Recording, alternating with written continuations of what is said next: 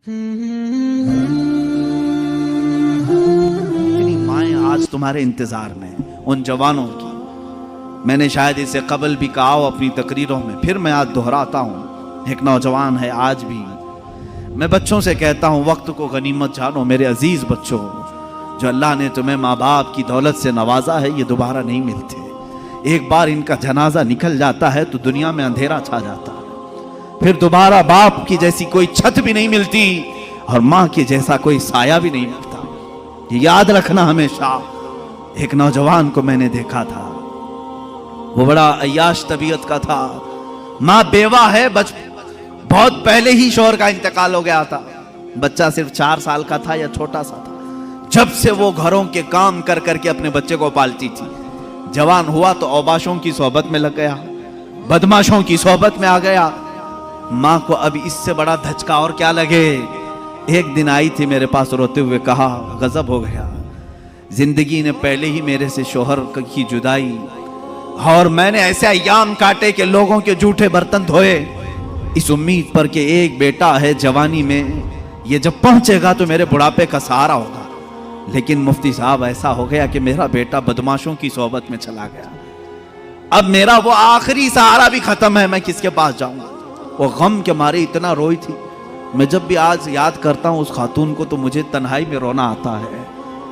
मैं जितनी कोशिश हो सकी, मैं कोई बहुत बड़ा मुअस्सिर आदमी नहीं हूँ, एक छोटा तालिब इल्म। सोचा कि उस नौजवान बच्चे को बुलाऊं।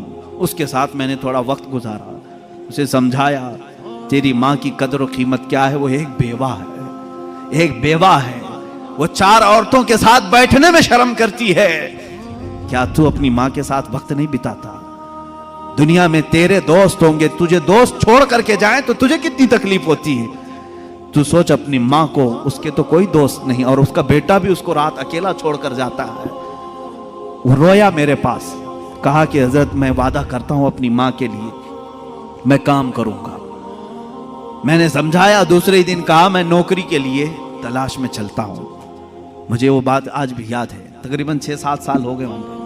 वो नौजवान है अभी भी, वो सुनता भी होगा। उसने कहा अम्मा से मैं कहता हूं मैं नौकरी करता हूं। माँ उस दिन बड़ी खुश हुई, कहा हजरत आपने मेरे बच्चे को सीधे रास्ते पर लाने में बड़ी मेरी मदद की है। बस जिंदगी की एक ही ख्वाहिश रह गई है कि मैं अपने बेटे की कमाई खा लूं। मेरा बेटा कमा करके लाया हो, मैं वो खा लूं।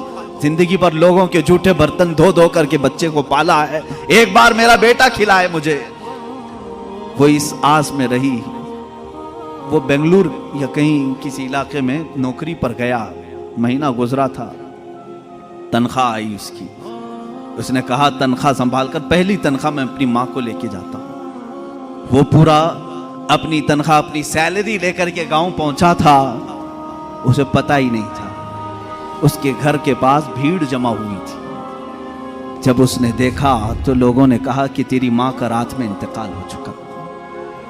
उसने वो पैसों का लिफाफा अपनी माँ के कदमों में रखा। आज तक जब कभी वो मिलता है तो फूट कर रोता है, कहता है मेरी माँ इसी आस में दुनिया से चली गई कि बेटे की एक कमाई खा लूं। लेकिन मुझसे ज्यादा बदनसीब कौन है इस दुनिया में, जो माँ के कमाए हुए जूठे बर्तन को धोए हुए कमाई तो खा लिया, अपने हाथों का एक लुकमा में अपनी बेवा माँ को खिला नहीं सका। ऐ नौजवान हो, क्या इसी का नाम जिंदगी है? क्या इसी का नाम ईमान है? तुम्हारे अखलाक तो वो होने चाहिए कि तुम बाहर जाओ तो तुम्हारे माँ बाप तुम्हारे अखलाक पर फख्र करें। तुम्हारी एक एक कमाई के लिए वो आज भी इंतजार में। एक बात याद रखना, माँ बाप लालची नहीं है तुम्हारे, लेकिन सिर्फ उनकी ख्वाहिश ये होती है कि बेटा अपने पैरों पर खड़ा हो जाए। जब मुर्गी अपने चूजों को खुद खाते हुए देखती है तो खुश हो जाती है। पहले चोंच से दाने तोड़ तोड़ के खिलाती रहती है, लेकिन जब बच्चे खाने के लायक हो जाते हैं तो खुश होती है। क्या तुम्हारे माँ बाप को इतनी भी खुशी नहीं देना चाहते हो? आज इतना भी उन्हें सुकून नहीं देना चाहते?